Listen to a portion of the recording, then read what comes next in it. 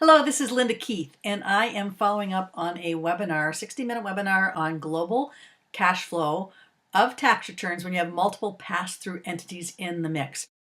If a guarantor has a controlling interest in a company and does not take distributions, would you give any credit for the cash flows from the company? I'd want to know why. Because when you own it, like I'm 100% owner of my S Corp, I can take more or less than the company can afford. Now, how can I take more than the company can afford? Well, there's other sources. Maybe the company borrowed money. Maybe the company got a windfall that you're not counting for recurring cash flow, but I really got it. Insurance settlement, lawsuit settlement, something like that.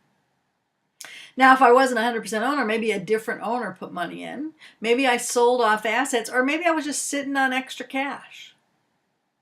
So if you're looking for recurring cash flow and you just look at my K1 distributions and you have no idea how the company could afford to pay it, even if you've got 3 years, I'd have a question for you on that one.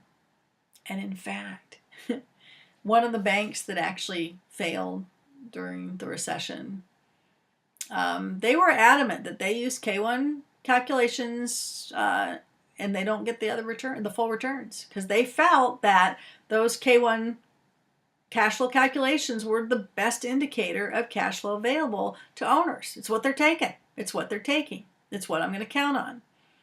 Well, I think during the recession, there were some owners who did not ramp down their distributions as their company took a hit. Others, frankly, super frugal, could do it, and did it sooner.